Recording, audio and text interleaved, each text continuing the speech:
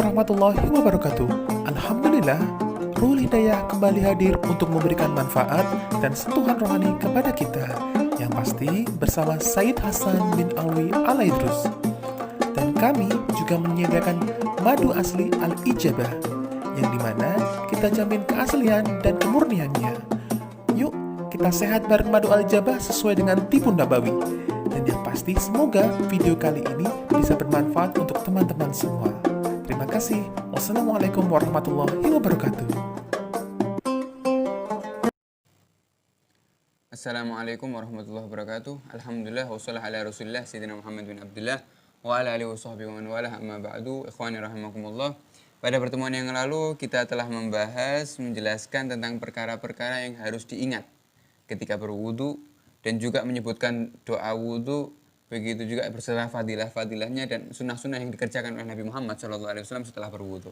Maka pada kesempatan kali ini kita akan membahas untuk menyempurnakan masalah bab wudu ini dengan membahas apa saja yang membatalkan wudu. Maka perkara yang bisa membatalkan wudu kita ada 4. Artinya jika kita melakukan salah satu daripada 4 perkara ini, maka wudu kita dikatakan batal.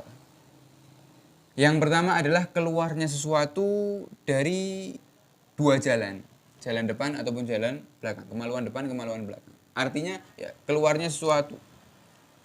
Baik itu berupa angin, ataupun air, ataupun kotoran, walaupun darah.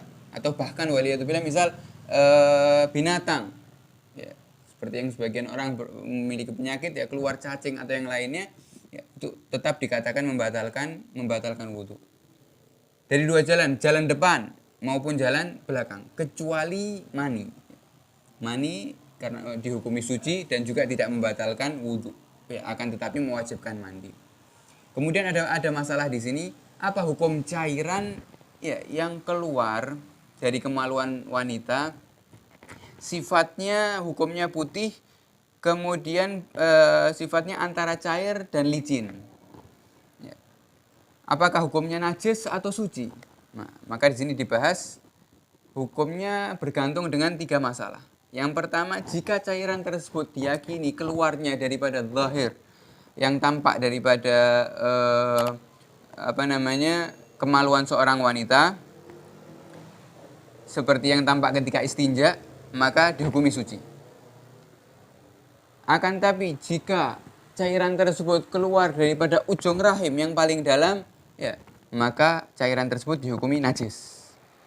Akan tetapi jika di antara keduanya, ya di leher rahim, keluarnya dari leher rahim, maka berbeda pendapat antara Imam Romli dan Ibn Hajar yang mengatakan boleh dan yang mengatakan sebagian najis dan satu lagi mengatakan tidak najis. Akan tapi ya akan kesulitan ya untuk seorang wanita membedakan dari mana keluarnya cairan tersebut. Maka di sini ulama menyimpulkan, selama cairan tersebut tidak diyakini keluarnya dari ujung rahim yang paling dalam, maka dihukumi suci. Wallahu a'lam. Ini yang pertama, sesuatu yang membatalkan wudu. Yang kedua adalah hilangnya kesadaran. Ya, hilangnya kesadaran. Baik itu dengan tidur ataupun dengan waliyatubillah pingsan atau koma atau mabuk, ya, dan yang lain-lain sehingga hilang akalnya, maka dihukumi wudunya juga ikut batal. Kecuali tidur ya dengan syarat-syarat tertentu, ya.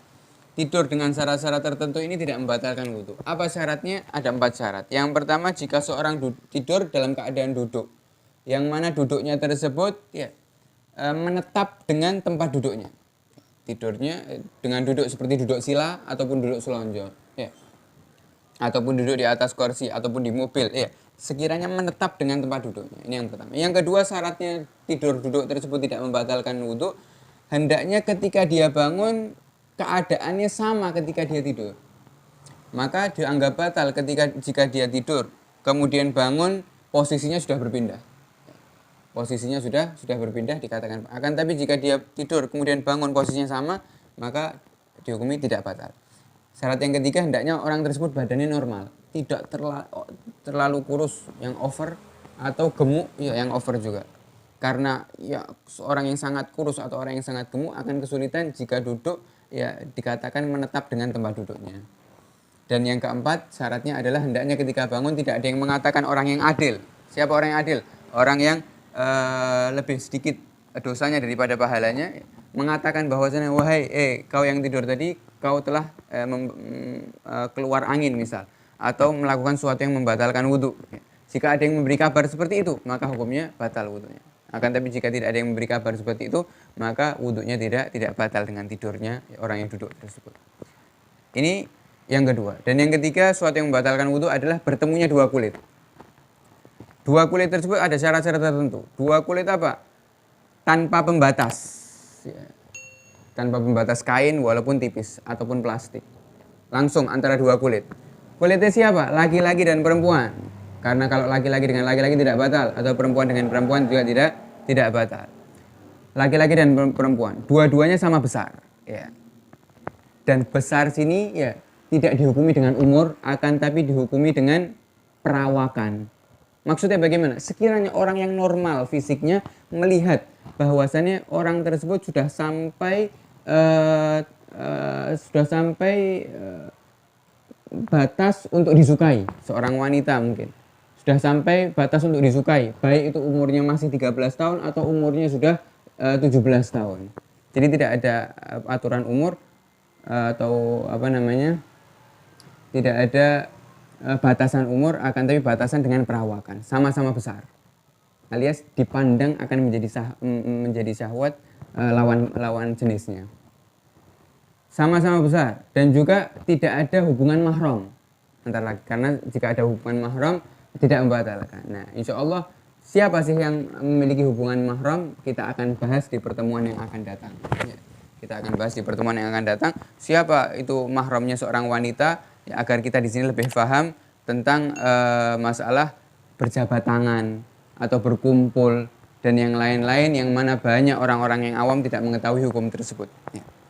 Dan di sini kita akan melanjutkan lagi. Yang membatalkan daripada yang ketiga adalah bertemunya dua kulit, sama-sama besar, tidak ada penghalang, dan juga bukan mahram. Dan yang keempat yang membatalkan wudhu, yang terakhir adalah memegang kemaluan manusia. Ingat, memegang kemaluan manusia. Ya. Baik manusia tersebut masih kecil ataupun sudah besar. Baik manusia tersebut mahramnya ataupun bukan. Ya. Maka di sini perlu diingatkan untuk seorang wanita atau ibu-ibu khususnya yang sudah memiliki anak, ya, bahwasanya ketika mereka memegang kemaluan anaknya walaupun masih bayi, ataupun ketika membersihkan, memandikan dan yang lainnya, maka dikatakan hukumnya batal wudhunya. Loh, Ustadz, itu anak saya sendiri. Walaupun anaknya sendiri. Kenapa? Karena memegang kemaluan manusia, ya, baik itu laki-laki maupun perempuan, hukumnya membatalkan wudhu. Ya. Nah, ini tadi 4 perkara yang membatalkan wudhu, dan insya Allah pertemuan yang akan datang kita akan jelaskan lebih detail lagi tentang hubungan mahram dan juga penyempurna yang insya Allah bisa menjadikan kita lebih paham lagi tentang sesuatu yang membatalkan wudhu. Wallahu a'lam. Semoga Allah Subhanahu wa taala menjadikan ilmu kita ilmu yang bermanfaat di dunia dan di akhirat. Amin Allahumma amin. Wassallallahu ala sayyidina Muhammad wa ala alihi wasallam. Wassalamualaikum warahmatullahi wabarakatuh.